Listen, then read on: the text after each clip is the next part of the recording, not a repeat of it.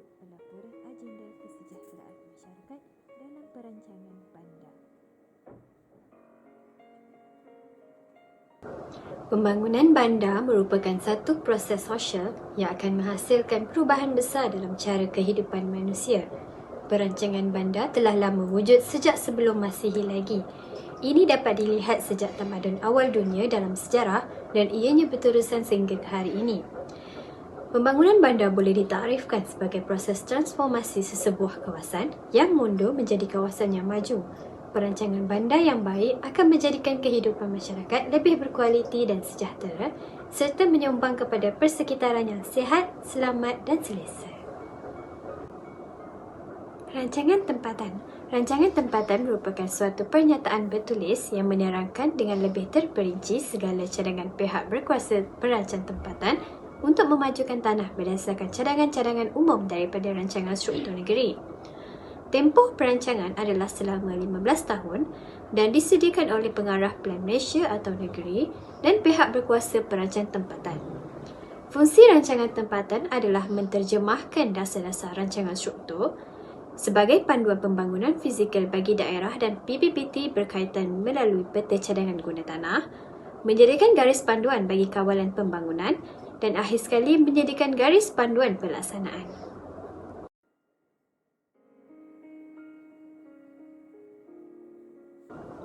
Kawasan kajian. Kawasan kajian bagi kajian ini ialah Kelang. Kelang merupakan antara bandar tertua di Malaysia. Hal ini kerana Bandar Kelang pernah menjadi ibu negeri sebelum wujudnya Kuala Lumpur dan Shah Alam. Kelang dibahagikan kepada 2 mukim, 4 bandar dan 6 pekan. Mukimnya iaitu Mukim Kapar dan Kelang. Bandar pula terdiri daripada Bandar Sultan Sulaiman, Bandar Kelang, Port Swettenham atau lebih dikenali sebagai Port Kelang dan Shah Alam.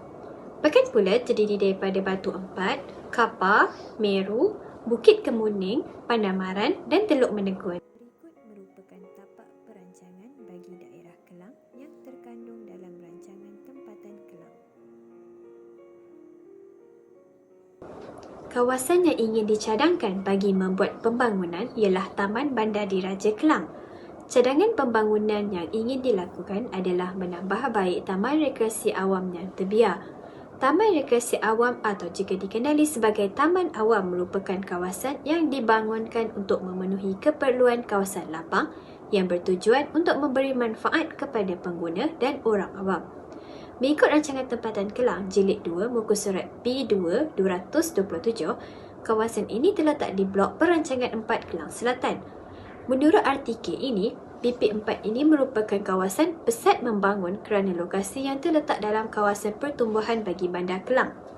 Kawasan ini juga dikelilingi dan didominasi oleh guna tanah perumahan iaitu sebanyak 41% daripada keseluruhan kawasan. Taman ini juga berada berdekatan dengan Istana Alam Shah iaitu Istana Rasmi Sultan Selangor. Ini menjadikan kewujudan taman ini adalah suatu perkara yang perlu kerana ianya terletak di kawasan bandar, Istana Kelang dan perumahan yang membolehkan masyarakat sekitar beriadah di taman tersebut. Walaupun taman ini berdekatan dengan perumahan dan Istana Sultan Selangor, namun taman ini dibiarkan begitu sahaja tanpa adanya penjagaan dan pembersihan berkala daripada pihak yang terlibat. Keadaan terkini Taman Bandar Diraja Kelang menunjukkan keadaan yang sunyi, sepi dan kurang selamat. Taman ini menerima kurang kunjungan masyarakat sekeliling kerana keadaan dan persekitarannya yang sunyi dan agak membahayakan pengunjung. Hal ini kerana banyak pokok-pokok besar yang mempunyai banyak dahan yang sederhana dan juga besar yang boleh jatuh menimpa pengunjung. Selain itu, infrastruktur yang disediakan adalah sangat terhad. Seperti yang kita boleh lihat, keadaan semasa taman ini adalah ianya mempunyai laluan pejalan kaki yang kecil dan tidak menarik. Jalan tersebut penuh dengan daun-daun yang gugur. Selain itu, banyak dahan yang berpotensi untuk patah dan jatuh ke bawah. Kawasannya yang kurang dijaga menyebabkan daun-daun yang gugur menjadi banyak yang akhirnya menutupi laluan pejalan kaki. Terdapat juga tangga yang menuju ke Istana Kelang yang kelihatan agak lama dan juga mempunyai banyak daun yang gugur dan dahan yang berpotensi untuk jatuh. Sebagai rakyat Kelang, saya mendapati bahawa Pengunjung yang hadir ke Taman Diraja Bandar Kelang ini lebih memilih untuk beriadah di kawasan hadapan taman sahaja disebabkan faktor keselamatan. Cadangan pembangunan yang saya cadangkan adalah yang pertama iaitu pembesaran laluan pejalan kaki seperti dalam rajah 3.5 sehingga 3.9. Laluan pejalan kaki mestilah agak luas untuk pejalan kaki berjalan atau berjoging di taman. Penyediaan reka bentuk rangkaian laluan pejalan kaki perlu mengambil kira keupayaan pelbagai peringkat dan golongan pengguna. Laluan pejalan kaki juga mesti diasingkan dan mempunyai ruang yang khusus untuk laluan berbasikal. Selain itu, peletakan tanda amaran dan penunjuk arah harus diletakkan di tempat-tempat yang strategik seperti di kawasan tangga dan berbukit.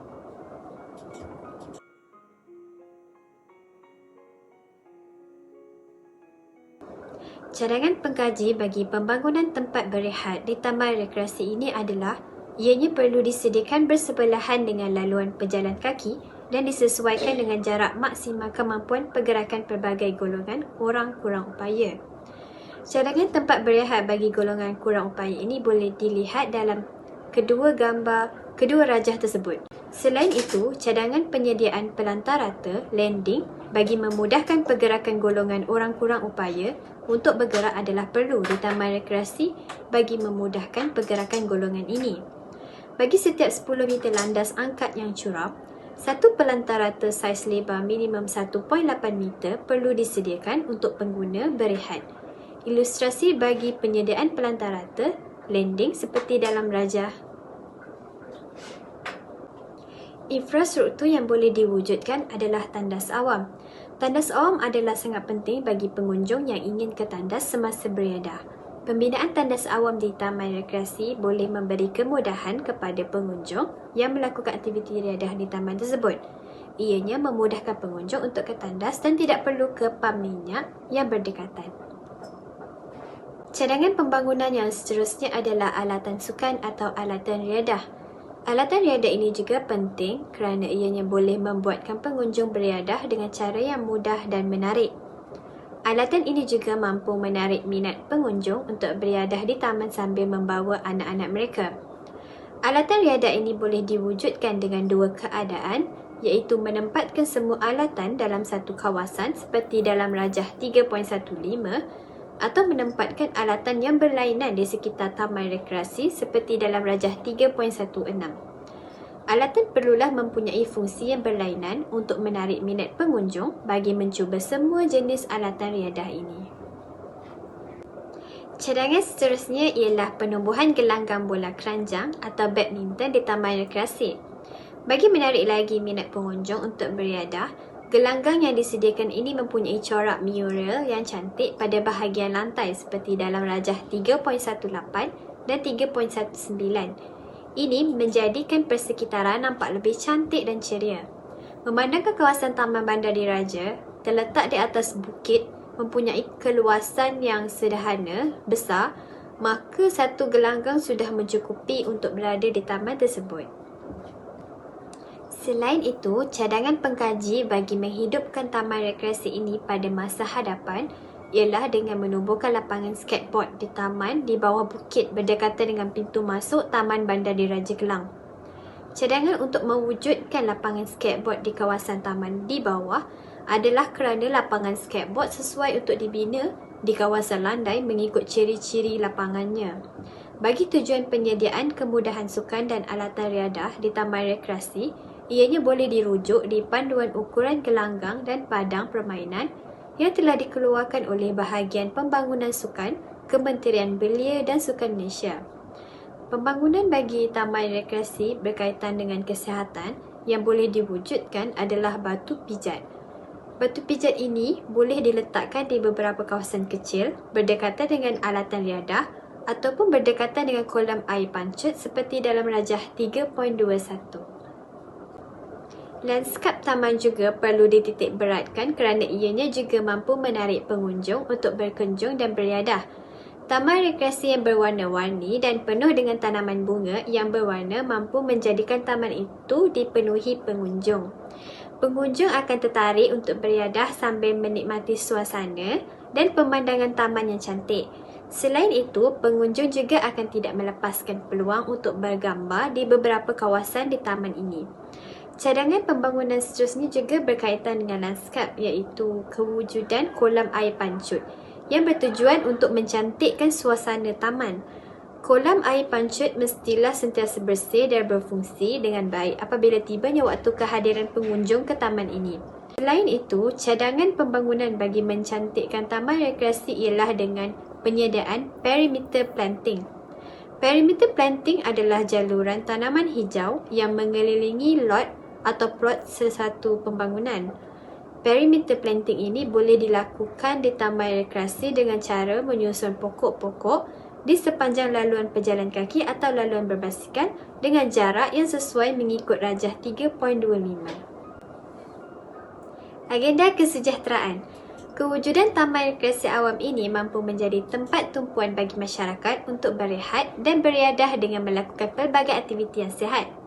Seperti yang kita sedia maklum, taman rekreasi adalah kawasan untuk masyarakat melakukan aktiviti sihat bagi menjaga kesihatan tubuh badan. Selain melakukan senaman di rumah, taman rekreasi merupakan pilihan yang menarik bagi masyarakat untuk beriadah dan bersenam sambil menghirup udara yang segar serta dikelilingi oleh keindahan alam sekitar. Kewujudan taman awam ini dapat mengajak lebih ramai masyarakat mengamalkan dan menggalakkan amalan gaya hidup sihat, khususnya masyarakat yang tinggal berdekatan dengan taman tersebut. Masyarakat perlu merebut peluang melakukan aktiviti riadah di taman rekreasi yang memiliki daya tarikan alam semula jadinya yang menghijau seperti di taman ini. Hal ini kerana tarikan alam semula jadinya yang hijau inilah yang dapat melapangkan fikiran dan melepaskan tekanan serta mendorong diri untuk mengekalkan gaya hidup yang sihat dan berfikiran positif.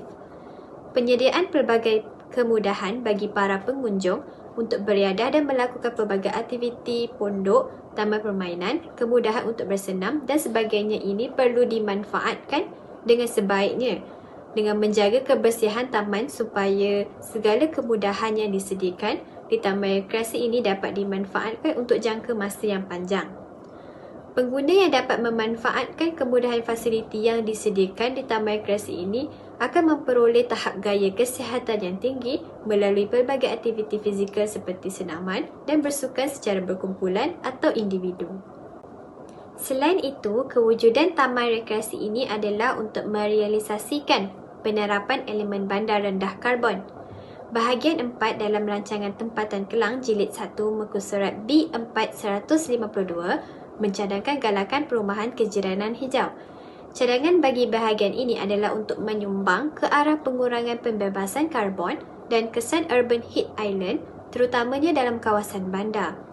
Selain itu, meningkatkan suasana dan kualiti hidup yang lebih baik serta mewujudkan persekitaran yang sihat dan bersih adalah objektif utama bahagian ini.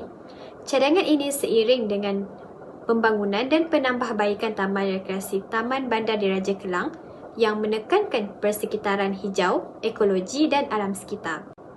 Selain menguruskan pengeluaran karbon menggunakan kaedah pembinaan bangunan bukan konkrit, kewujudan pokok sedia ada dan penanaman pokok mengikut perimeter planting juga merupakan salah satu langkah bagi mengurangkan pelepasan karbon. Hal ini kerana kewujudan pokok-pokok inilah yang akan menyerap gas karbon yang dibebaskan oleh aktiviti ekonomi dan pengangkutan di Bandar Kelang tersebut. Akhir sekali, kestabilan alam sekitar juga menjadi indikator utama dalam kesejahteraan masyarakat. Apabila alam sekitar tidak stabil, kebarangkalian untuk berlakunya pertumbuhan ekonomi setempat terbantut sangat besar. Oleh kerana itu, alam sekitar telah menjadi indikator dalam mewujudkan Malaysia Madani melalui perancangan dan reka bentuk lanskap yang sesuai dan memenuhi keadaan sesuatu kawasan. Ini membabitkan olahan persekitaran menjadi lebih menarik dan memenuhi keperluan setiap lapisan masyarakat. Perancangan lanskap ekologi menawarkan kerangka dan pendekatan yang dapat membantu dalam mendorong perlindungan alam sekitar dengan cekap.